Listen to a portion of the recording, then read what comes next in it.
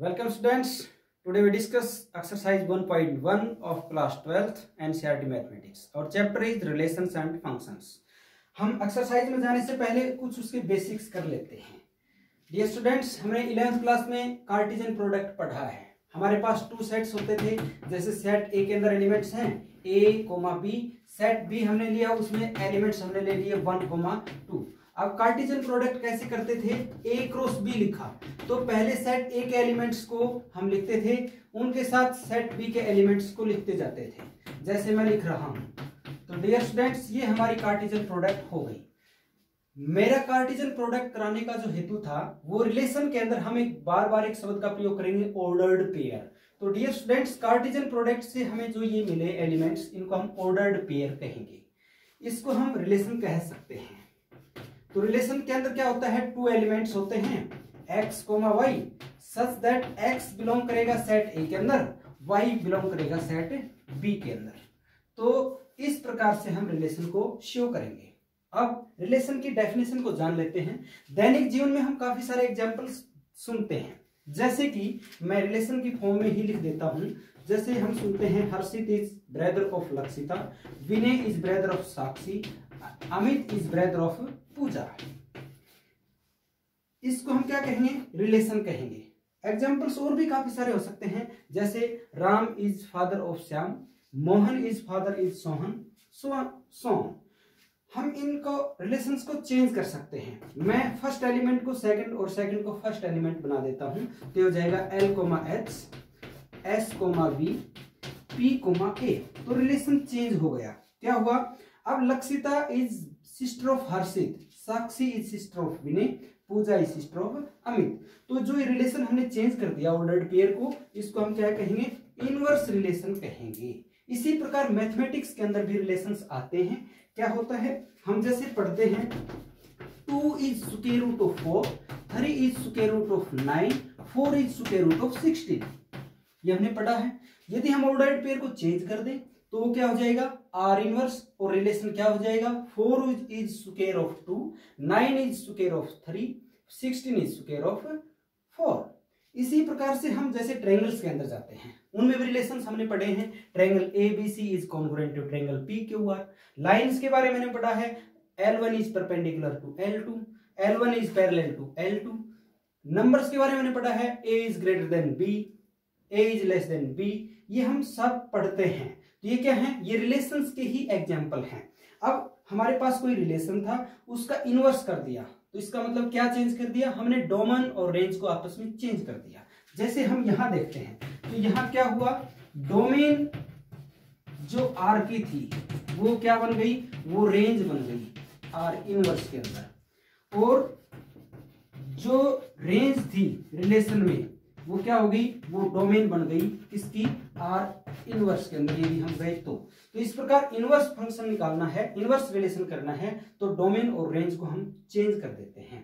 Range को domain और domain को रेंज बना देंगे तो हमारा क्या बन जाएगा? इनवर्स रिलेशन बन जाएगा। अब हम रिलेशन के अंदर आगे जाएंगे, उसकी कुछ टाइप्स को स्टडी करते हैं। यस स्टूडेंट्स, जैसे हमारे पास ये 3 टाइप्स हैं, पहले हम इनको डिस्कस करते हैं। हमारे पास है आइडेंटिटी रिलेशन। तो ये क्या होता है? हमारे पास जैसे कोई सेट A है, उसमें एलिमेंट्स हमने लिखे X, Y, Z।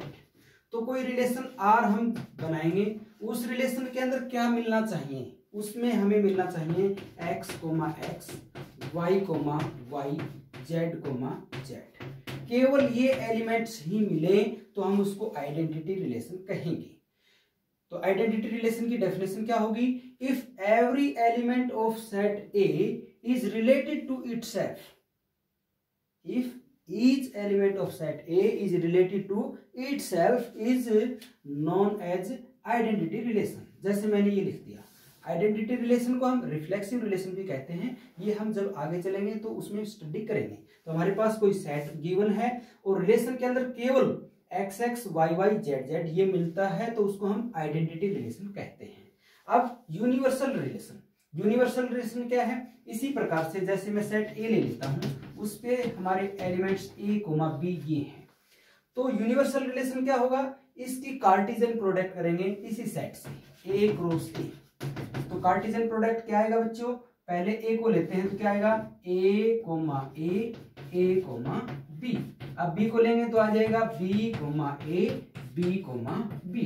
तो ये जो रिलेशन बन गया इसको हम क्या कहेंगे, इसको हम कहेंगे यूनिवर्सल रिलेशन। तो यूनिवर्सल रिलेशन में क्या होगा, each element of A is related to every element of set A. यानी कि ए के साथ हम बी को भी पा सकते हैं, ए के साथ ए को भी, इसी प्रकार बी के साथ ए भी है, बी के साथ बी भी है, और भी काफी सारे एलिमेंट्स हम ले सकते थे।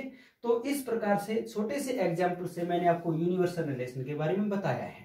यानी कि जो गिवन सेट है उसी सेट से कार्टेशियन प्रोडक्ट करेंगे, जो एलिमेंट्स पॉसिबल हैं वो सब यदि आते हैं तो उसको हम यूनिवर्सल रिलेशन कहते हैं। नेक्स्ट इज वॉइड रिलेशन या एम्प्टी रिलेशन। वेरी सिंपल, जैसे हम मैथमेटिक्स के अंदर कुछ मैं नंबर्स का सेट लेता हूं, मैंने सेट ए ले लिया, उसमें लिखा 1 2 3। अब मैं कहता हूं कोई रिलेशन आर है, उसमें एलिमेंट्स हैं x, y, such that x minus Y is equal to 4। ये कहा x and y belongs in A, तो आप कहेंगे कि टू नंबर्स का डिफरेंस वो 4 होना चाहिए। तो टू नंबर्स हम इसमें लेते हैं, जैसे 1 के साथ 2 लिया तो डिफरेंस करेंगे 4 कभी नहीं आएगा। तो इसके अंदर ऐसा कोई पेयर पॉसिबल नहीं है जिनका डिफरेंस 4 आए। तो जो रिलेशन बनेगा उसके अंदर हमारे पास कोई भी एलिमेंट नहीं होगा, वो एम्प्टी होगा। इसका मतलब कोई जो सेट ए है उसका एलिमेंट्स का कोई कनेक्शन ना हो, आपस में रिलेशन ना हो, तो उसको क्या कहेंगे, वॉइड या एम्प्टी रिलेशन कहेंगे। तो वॉइड और एम्प्टी सेट क्या होता है, वॉइड और empty relation is a relation in set A if no any element of A is related to any element of A. यानी कि ए का प्रत्येक जो एलिमेंट है उसका किसी अन्य एलिमेंट से कोई रिलेशन नहीं हो, तो उसको हम एम्प्टी रिलेशन कहेंगे। अब नेक्स्ट रिलेशंस की टाइप्स के अंदर हम चलते हैं। यस स्टूडेंट्स, हम सिंपल सी 3 टाइप और हैं रिलेशन की, उनको जान लेते हैं। First is reflexive relations. तो ये क्या होगा, हमारे पास जैसे कोई सेट ए है, उसमें एलिमेंट्स हैं x, y, z। हमने कोई रिलेशन r लिया, उसमें क्या मिलना चाहिए, उसमें x x, y y, z z ये मिलने चाहिए। यानी कि x का रिलेशन x से मिलना ही चाहिए। जो एलिमेंट्स गिवन है उनका खुद से रिलेशन मिलना चाहिए, तो उसको हम रिफ्लेक्सिव रिलेशन कहेंगे। उनसे हटके भी कोई एलिमेंट्स हो सकते हैं, केवल यदि वही एलिमेंट है x x, y y, z z तो उसको आइडेंटिटी रिलेशन भी कहेंगे और रिफ्लेक्सिव भी कहेंगे। यदि उनसे हटके कोई एलिमेंट है, जैसे मैंने कह दिया x, y, x x, y y, y z या z z, ये एलिमेंट्स मैंने इसमें लिख दी, तो ये रिफ्लेक्सिव रिलेशन है, क्योंकि इसमें every x is related to x। x का x से रिलेशन है, y का y से, z का z से। हमें ये एलिमेंट्स दिखने हैं, यदि मिल गए तो ये रिफ्लेक्सिव रिलेशन है। और केवल यही एलिमेंट्स हैं, और कोई एलिमेंट ना हो, जैसे ये और y z, ये एलिमेंट्स नहीं हो तो इनको हम आइडेंटिटी रिलेशन कहेंगे। तो आई होप रिफ्लेक्सिव रिलेशन की डेफिनेशन आपको क्लियर हो गई होगी। सिमेट्रिक रिलेशन क्या होता है, हमारे पास कोई सेट x, ये जैसे सेट A ले लिया हमने, इसमें x y z है, मैंने कोई रिलेशन R बनाया, उसमें मैंने लिख दिया जैसे x x लिख दिया, x y y x, ये हमने लिख दिए। तो हम देखते हैं कि और भी हम उसमें कुछ पेयर्स ले सकते थे, लेकिन मैंने सिंपल सा एक एग्जांपल आपके सामने रखा है। तो हम देखते हैं कि सिमेट्रिक कैसे होगा। सिमेट्रिक इस तरह से होगा, यदि हमारे पास x का रिलेशन y से है, इट मीन्स y का रिलेशन x से भी मिलना चाहिए इसी रिलेशन में। यदि ऐसा है तो ये हमारा सिमेट्रिक रिलेशन होगा। तो हम देखते हैं x y है तो y x भी आ गया, तो ये हमारा क्या है, सिमेट्रिक रिलेशन है। मैं इसको और भी चेंज कर सकता था, जैसे मैंने लिख दिया x, y, y, z, y, x, z, y, z, z, और भी कुछ हम इसमें ले सकते थे। x, y हमारे पास मिला तो y, x भी मिलना चाहिए, वो एलिमेंट्स आ गया। y z है तो z y मिलना चाहिए, वो भी आ गया। तो इसका मतलब ये रिफ्लेक्सिव रिलेशन है। z, z है तो इसका हम यदि इन्वर्स करेंगे तो क्या आएगा, z, z, तो वही हमारा जो ऑर्डर्ड पेयर है वो हो जाएगा। तो तो इस प्रकार से ये क्या है, एक सिमेट्रिक रिलेशन है। Next is transitive relation. Transitive relation क्या होगा, मान लीजिए हमारे पास 3 एलिमेंट्स हमने लिए, उनमें मैंने लिखा x, y, y, z। x का y से रिलेशन है, y का z से रिलेशन है। तो ट्रांजिटिव रिलेशन में क्या होगा, x का z से भी रिलेशन मिलना चाहिए। x, z, z, x नहीं, x, z। First element second से, सेकंड थर्ड से रिलेटेड है, तो हमारा फर्स्ट और थर्ड जो एलिमेंट है उसका भी रिलेशन मिलना चाहिए। तो हम इसको क्या कहेंगे, इसको हम ट्रांजिटिव रिलेशन कहेंगे। ये जो ऑर्डर्ड पेयर हैं इनको हम आगे पीछे करके लिख सकते हैं, कोई दिक्कत नहीं है।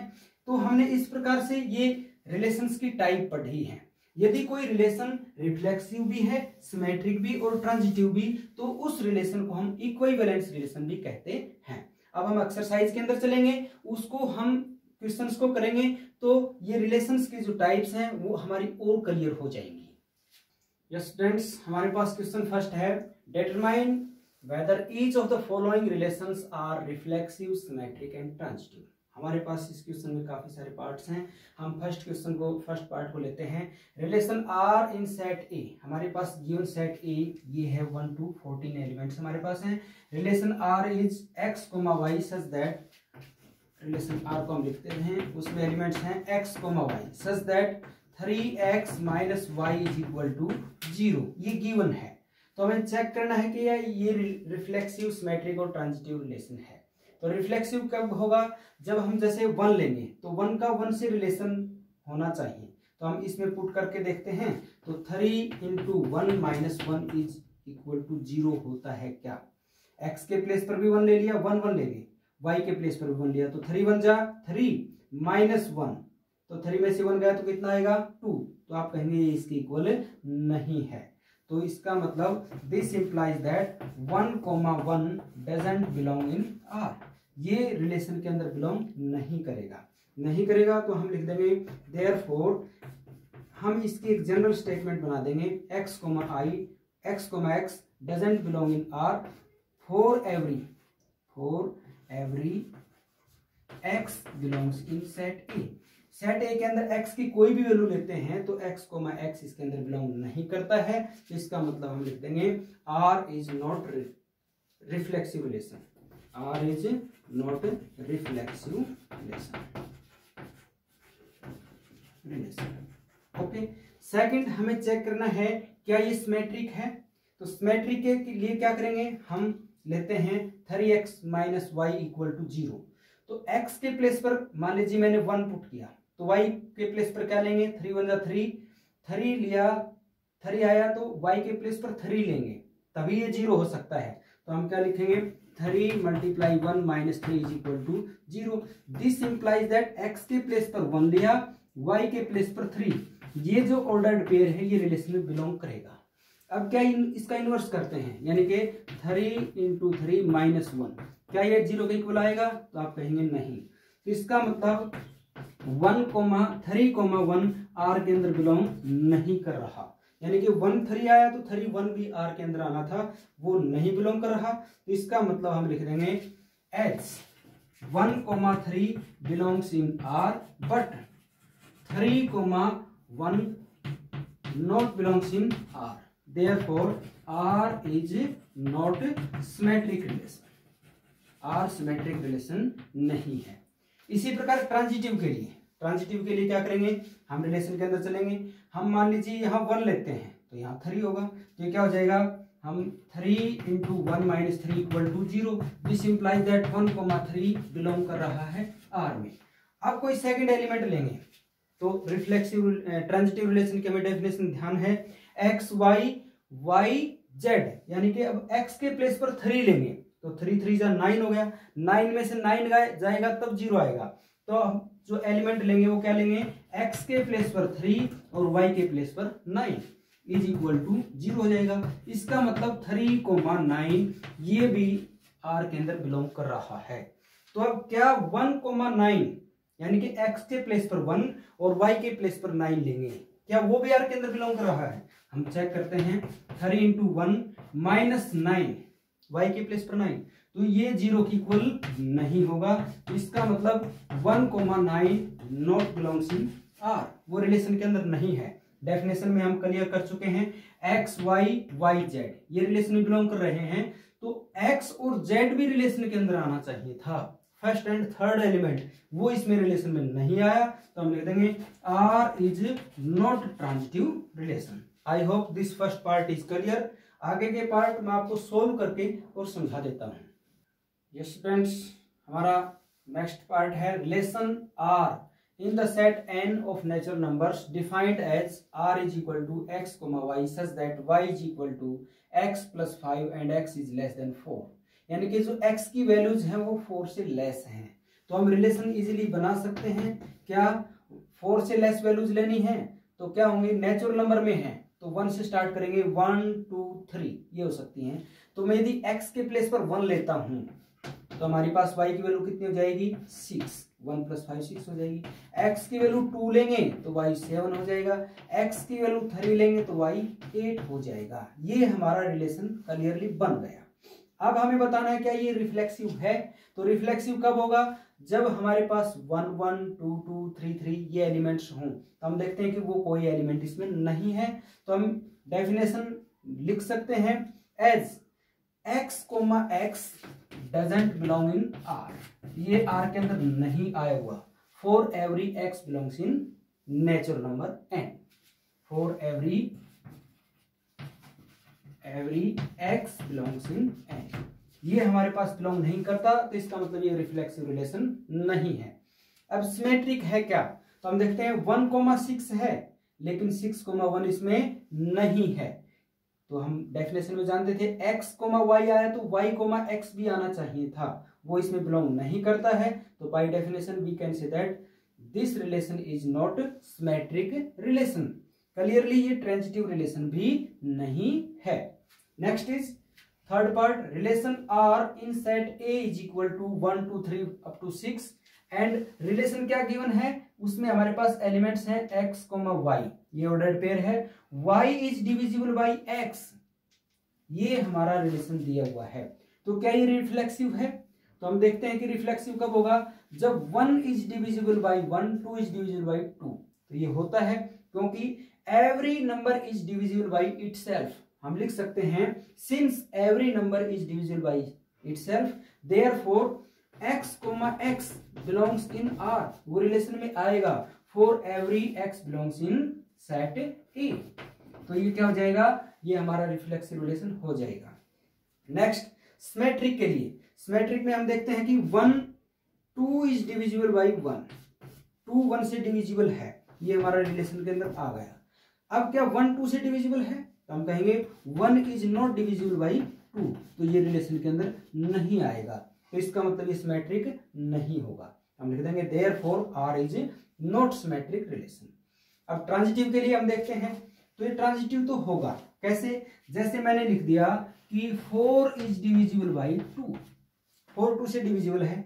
अब 2 जिस नंबर से डिविजिबल होगा उससे 4 ऑलरेडी हो जाएगा, तो मान लीजिए हम लिखेंगे 2 इज डिविजिबल बाय 1, तो अब 4 1 से भी डिविजिबल होगा, तो ये हमारा रिलेशन के अंदर आएगा।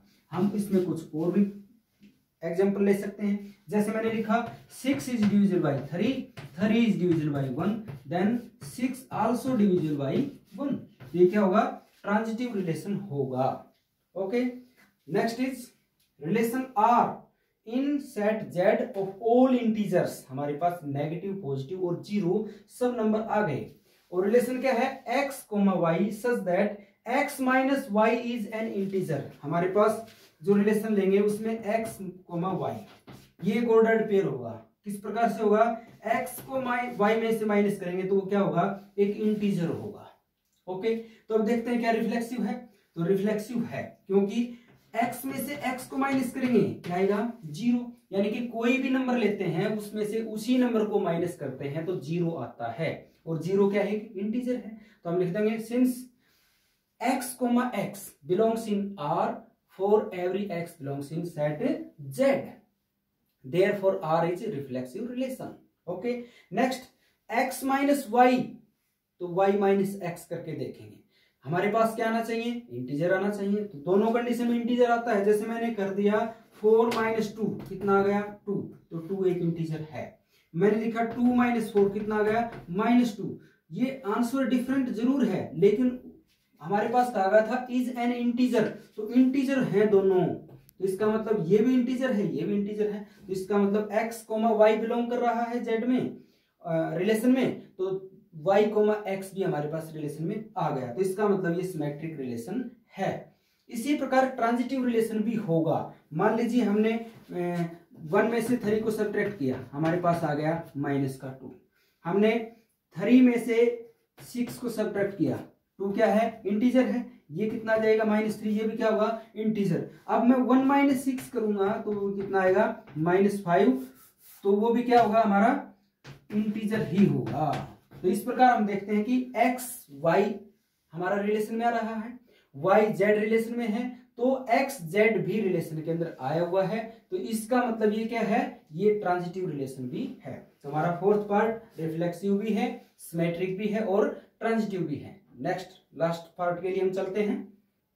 यस फ्रेंड्स, और last part is relation R in the set A of human beings in a town at a particular time given by. हमारे पास इस क्वेश्चन में ई पार्ट्स हैं, 5 पार्ट्स हैं, मैंने उसमें से 3 पार्ट्स पिक किए हैं, आप बाकी पार्ट कर सकते हैं। Very simple question. अभी तक यदि आपने इस चैनल को सब्सक्राइब नहीं किया है तो सब्सक्राइब जरूर करें, लाइक और शेयर भी करें। और part A is we are given relation R is equal to x, y such that x and y work at same place. x और y 2 एलिमेंट हैं, वो सेम प्लेस पर वर्क कर रहे हैं। तो पहले हम चेक करेंगे क्या ये रिफ्लेक्सिव है, तो हम देखते हैं कि रिफ्लेक्सिव है, बिकॉज y के प्लेस पर x लिखेंगे तो क्या गया x, x।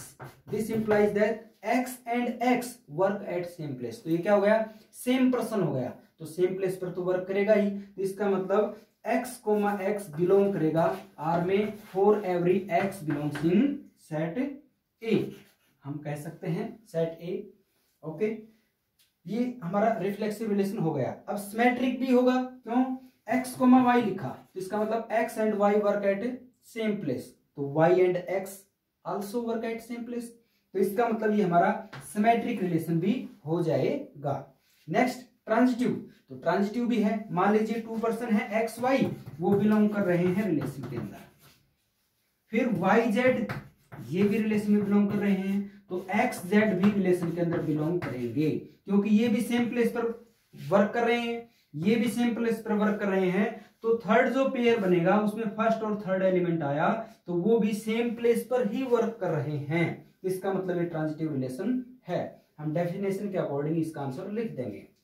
Next is R is equal to x, y, x is exactly 7 centimetre taller than y, y से 7 सेंटीमीटर एग्जैक्टली बड़ा है x, तो हम क्या कहेंगे, ये रिफ्लेक्सिव नहीं हो सकता।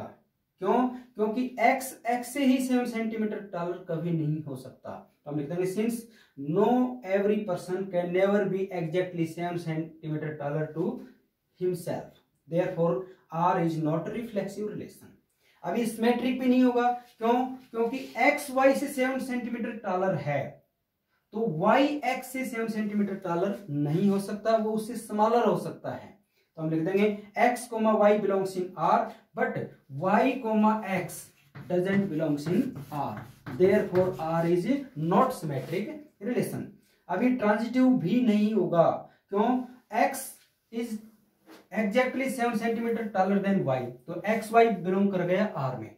अब y मान लीजिए z से भी 7 सेंटीमीटर टालर है, वो भी इसमें बिलोंग कर गया, तो x z से 7 सेंटीमीटर टालर नहीं होगा, वो उससे 14 सेंटीमीटर टालर होगा, तो इसका मतलब x is not belongs in R, therefore R is not transitive relation. Very simple question.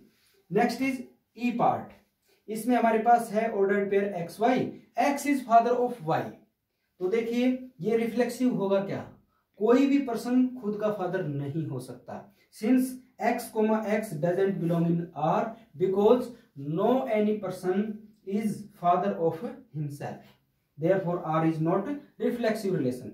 अब देखिए x is father of y, then y is not father of x, x y का father है तो y क्या होगा, x का सन होगा या डॉटर होगा, तो इसका मतलब ये सिमेट्रिक रिलेशन नहीं होगा, क्योंकि इसमें x कोमा वाई तो बिलोंग कर जाएगा आर के अंदर, but y comma R, y comma x doesn't belong in R, therefore R is not symmetric relation. अब ये ट्रांजिटिव रिलेशन भी नहीं होगा। x कोमा वाई तो आ जाएगा, y कोमा जेड भी आ जाएगा, यानी कि x y का फादर है, y z का फादर है, तो x z का फादर नहीं हो सकता, वो उसका ग्रैंडफादर हो सकता है। तो इस प्रकार से हम कहते हैं कि x कोमा वाई बिलोंग कर गया आर में, y z भी आर में बिलोंग करता है, then x comma z doesn't belong in R, therefore R is not transitive relation. तो डियर स्टूडेंट्स, हमने फर्स्ट क्वेश्चन को यहाँ पर डिस्कस किया है। अगले क्वेश्चन के लिए आप हमारी नेक्स्ट वीडियो देखिए। थैंक्स।